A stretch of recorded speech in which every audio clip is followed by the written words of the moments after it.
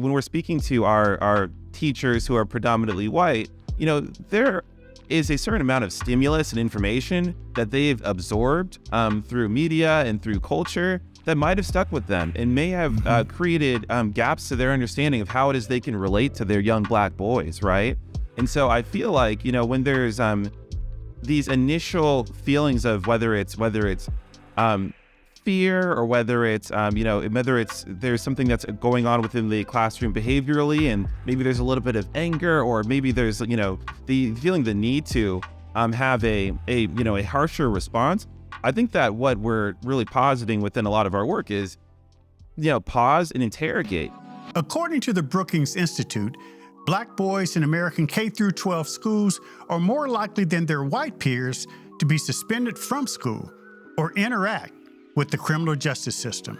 Additionally, they are less likely to be enrolled in gifted and talented programs or have teachers who set for them high expectations. How can we empower Black boys to embrace a narrative that is true to who they are and what they can accomplish? How can schools create an equitable environment for Black boys to thrive and be kept accountable through the process? And how can professional development help teachers identify and correct blind spots? This is what I want to know. And today I'm joined by Jon-Thomas Royston to find out.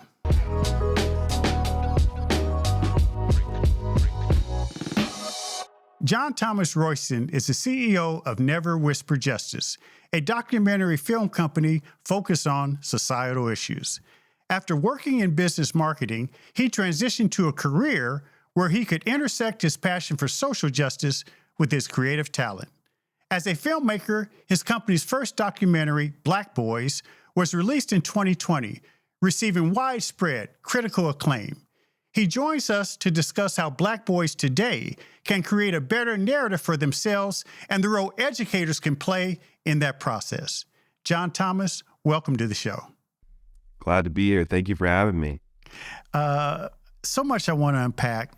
For those who don't know, you and your collaborators have really dove deeply into the documentary film world, where you merge sort of societal issues with creativity. There's a splash of education. And it's pretty amazing. Your documentary, Black Boys, received widespread acclaim. We're going to talk about that. And then your new documentary, Black Girls. But as you know, I want to focus on some of the things that you discovered when you were doing Black Boys, particularly as it relates to the education system. But before we get into that, I want to unpack your childhood. Because oftentimes, one's ultimate career path is often dictated by their childhood and those experiences. So talk a little bit about what led you to this point where you are really digging deep on some of these societal issues. And you actually started out in business marketing, but there's a whole package associated with your development that I just would like you to talk about. Yeah, of course. As far as a little bit about me, I grew up as a military brat. I was born in Texas. I moved to Germany, Hawaii, and grew up mostly in the California area. And as you mentioned, I really thought that I wanted to pursue a career rather in marketing. I wanted to do almost the Mad Men of the West Coast type of thing, so to speak. And there was a lot of amazing work that we were doing. I was on specifically with a boutique data center marketing agency. But I was also kind of feeling this craving for more service-oriented work, and then also more craving for just being on the creative side. I was more on the accounts and data side, and so just really wanted to invest more in those passions. And so that ultimately led me to investing more time in my community, beginning with this organization called Peace for Kids. They specialize in providing resources for foster youth, specifically within the Compton area. With that being said, my firm at the time sent me to Albuquerque, New Mexico, of all places, where I was sent to give an intimate speaking engagement. I believe it was on email marketing and online advertising, just pretty run-of-the-mill stuff. But while I was there was this woman who was speaking about her previous film that she had produced and directed that centered modern-day school segregation and how it was picked up by Ava DuVernay and syndicated through Netflix, and how she was working on a companion piece, or she was working on her second film that specifically really dove into the experiences of young Black men in America at the intersection of sports, mass incarceration, and education. And I looked at her and I said, wow, you're doing way cooler stuff than I'm doing. We should have a conversation. And ultimately, that was Sonia Lohman, the director of the film that we worked on together, Black Boys. And we were able to put together a team of educators, activists, filmmakers, and really were able to create something beautiful from that. And in that regard, when we talk about, never whisper justice, how did that idea come to fruition? It was clear you wanted to help play a role with the Black Boys development, but that could have been a one-off. But once you made that decision, it was clear you were really ready to keep it going. Yes, I felt like this experience specifically when it came to having an understanding of my identity was something that I had always craved, even just consistently. When a little bit about me, I went to a school that was predominantly white in Santa Barbara. It was a classical Christian education, and we actually it was a private school as well, and we had to create a kind of like a senior thesis project. And ultimately, I wanted mine to be specifically about my history as a black man. Although we didn't have any classes for me to be able to experience that, I decided to go to the neighboring public school, Santa Barbara High School. And there was this amazing teacher who was specifically, had a class specifically on African American studies. And I remember just taking additional time just to sit in that classroom. And I felt like not until very recently did I realize the impact that, and Mr. Jackson was his name, that Mr. Jackson had on my life. But I feel like just that hunger and that craving is something that kind of planted a seed. I hope you're enjoying this episode of What I Want to Know, one of the most downloaded K-12 education podcasts in the country. Make sure you don't miss any of these important topics.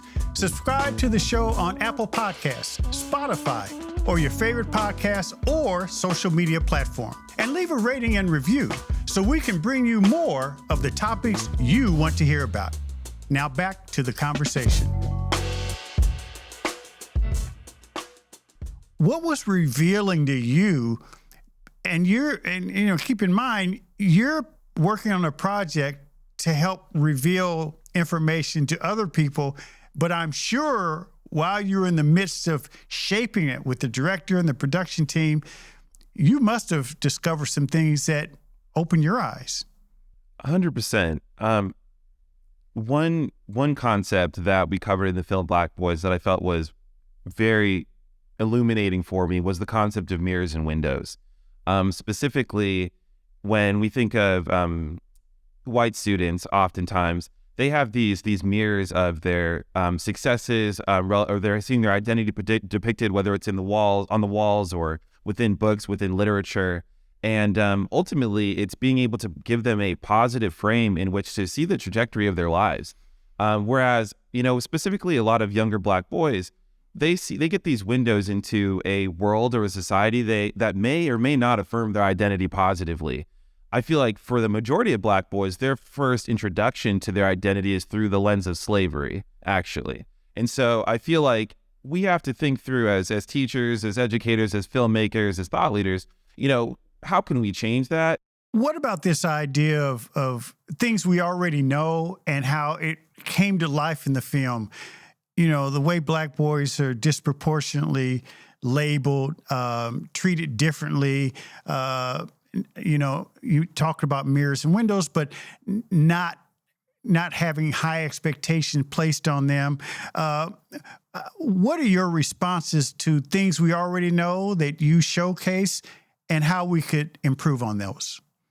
When it comes to the ways in which people, whether people are watching this and they do identify with the Black experience, or whether they are looking to become allies, I feel like we all have blind spots. We all have these things that we think that we know, or that we've maybe reinforced within ourselves. But But ultimately, I feel like there's always more richness for us to delve into.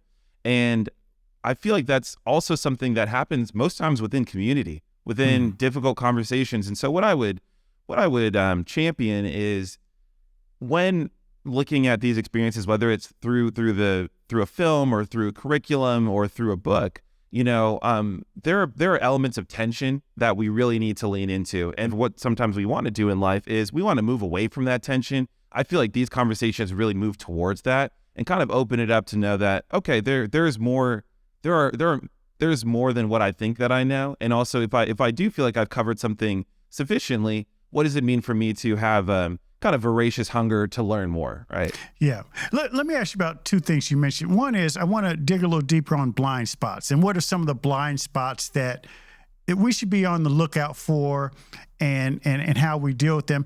But the other thing you mentioned was allies, and you talk about allyship, and I'd like to have you illuminate those two phrases, because I do think that was one of the big takeaways from the film when you really start to analyze its impact. Yes. So beginning with blind spots, specifically when we look at the percentages of teachers specifically within our schools, we're looking at majority white women, right? Over 80% white women. Thank you. I knew you would have. I knew you would have that.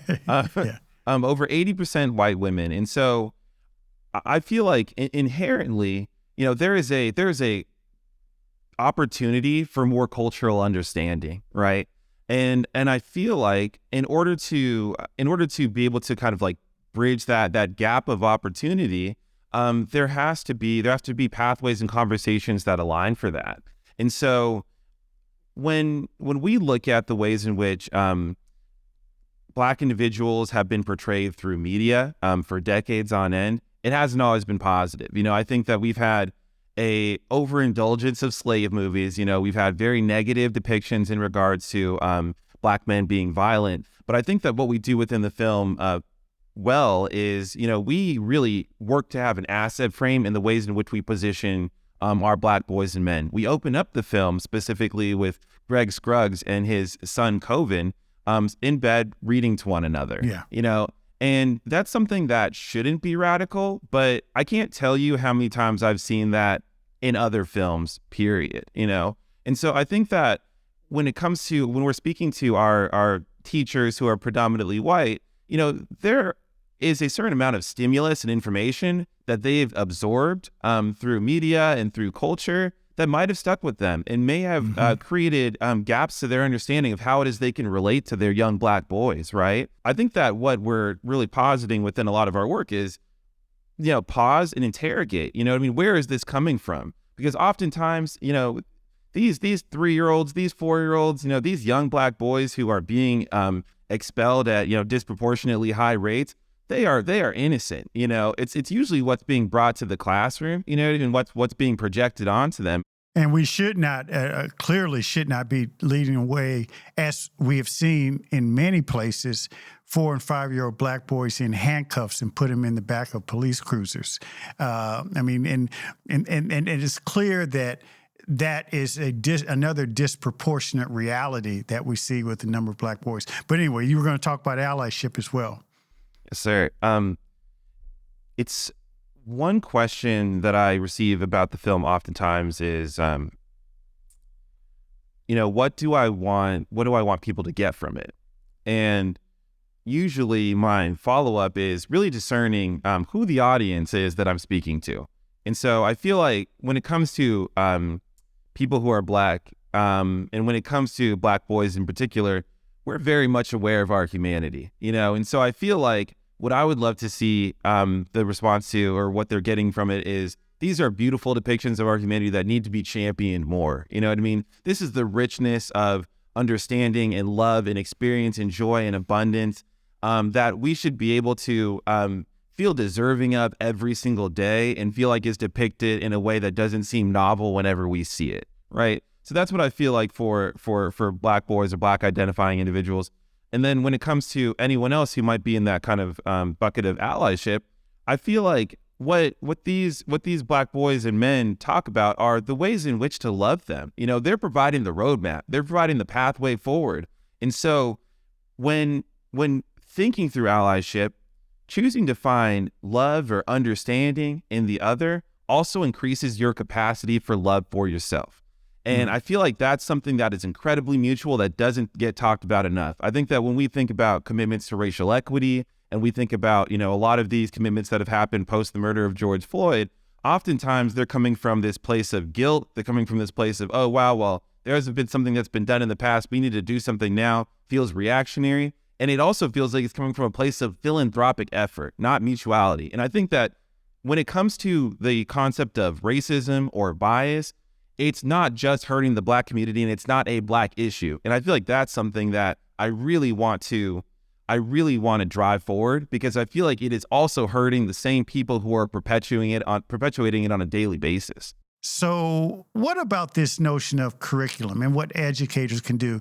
We've worked together on some inclusive curriculum. Talk about the importance of curriculum as it relates to Black boys and even to some extent Black girls, which is your new project I'll ask you about shortly. But you have settled in on this idea of expanding the conversation that you started with Black boys and putting together a curriculum that doesn't dictate how kids are supposed to think, but recognizes the value of inclusion when you're talking about these academic issues. Yes. Once again, I really want to lean into this conversation of mutuality. I feel like those who are interested in book bans or are, uninterested in bringing up concepts like slavery in the classroom, I feel like that's coming from a place of fear in a lot of ways. And I also feel like I do receive the question oftentimes, why Black stories? We had our first film, Black Boys. We have our upcoming film, Black Girls. And the reason why Black stories is because, even when we were considered 3/5 of a person, we still found ways to make ourselves whole. And I feel like if that was able to be done within our community, what can that do for other people by knowing and championing our stories? And I feel like that is something that has the ability to resonate widely, and it's ultimately going to be resonated well past just the Black experience and just the Black community. And I think that it all starts with our youth. And so when we're thinking through the lens of, film and curriculum and specifically within the concepts of how it's being distributed, we're really wanting to break this kind of siloed thought process of, education looks and feels one way. The last thing I'll say is, we over the last 3 years, we've experienced a lot collectively. We've had a racial reckoning. We lived through a pandemic where we lived through the Great Resignation, and now we're in the place of, mass firings, great consolidation, right? And I feel like the way in which people are choosing to consume education and understanding and learning is much different. We have to create something that's really geared towards the modern learner, and I feel like this curriculum does that, breaking down the film into episodes and modules and wrapping it down in a way in which these students or teachers can experience it together. And it doesn't feel like lecture, it feels like conversation.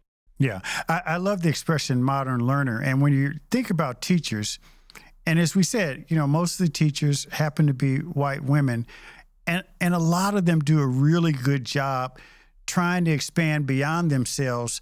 But one of the things that helps all teachers, irrespective of race or background, is this idea of professional development. And when you talk about the modern learner, and how teachers need to adapt, I believe that we need to spend more time and give more attention to the notion of professional development. It can't be the professional development that teachers were accustomed to receiving 10, 15, 20 years ago, and many school districts still employ some of those same professional development approaches.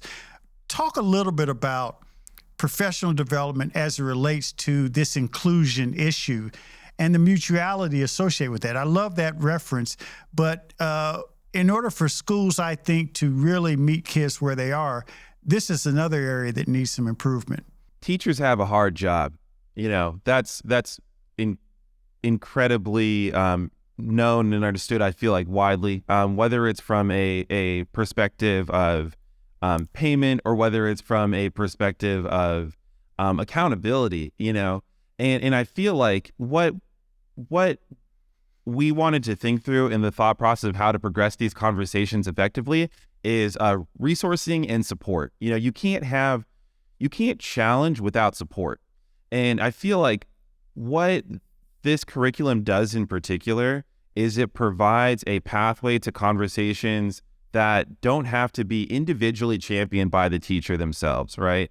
And it also allows for the students to be able to, in a, I would say in a conversational manner, be able to interrogate their individual identities and provide that to the teachers, which deepens the relationship and creates a more expansive environment for learning. But what I'd like to kind of posit as an alternative is, no, this is a shared opportunity for us to lighten the load, and this is something that I feel like is going to be able to also increase the amount of sustainability and retention associated to the work, because it's almost like you have a co-teacher in the room as well. It's almost like you have that other level of support where their position, like the positioning of the film, is having, this nuanced understanding with enriched curriculum that you can then point to, versus having to be the sole distributor of information. And I think that that's something that really has a powerful impact as well.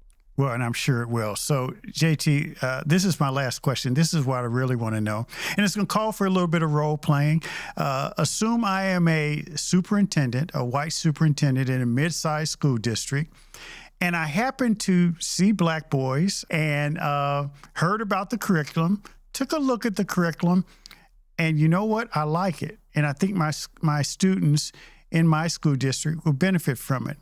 Arm me with some of the words I should use in addressing my school board as to the utility of the Black Boys curriculum and movie. In watching Black Boys, the reason why I feel like there's an interest in bringing the curriculum or the film to your school district is because something spoke to you.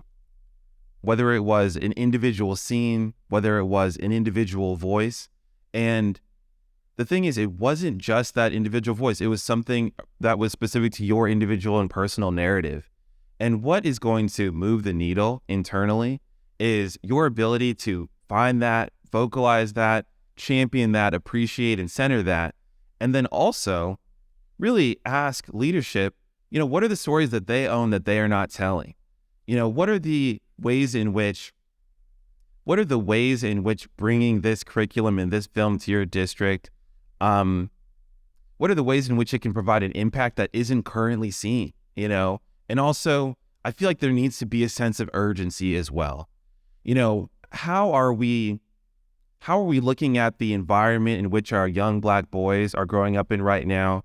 What it is that they're seeing on TV, what it is that they're hearing from their parents on the news, and how is it that we're creating a safe environment for them to still grow and thrive and be able to have their genius cultivated and appreciated. And I feel like being able to share those personal stories, that's what's going to resonate. And I feel like that'll be much more impactful than anything that I could ever tell you, because you own that. And I feel like that's also the people that you're in the room with, they're going to see that, they're going to feel that. And I would imagine you're in that room for a reason. I tell you what, JT, you're doing amazing work. And I think that for the country, we need to have more listeners who are able to process what they are receiving and then share it in a way that you're sharing it. So I really appreciate you joining us, JT Royston, on What I Want to Know. Thank you so much for having me.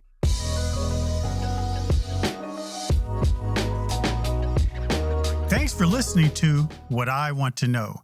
Be sure to follow and subscribe to the show on Apple Podcasts, Spotify, or your favorite podcast app, so you can explore other episodes and dive into our discussions on the future of education.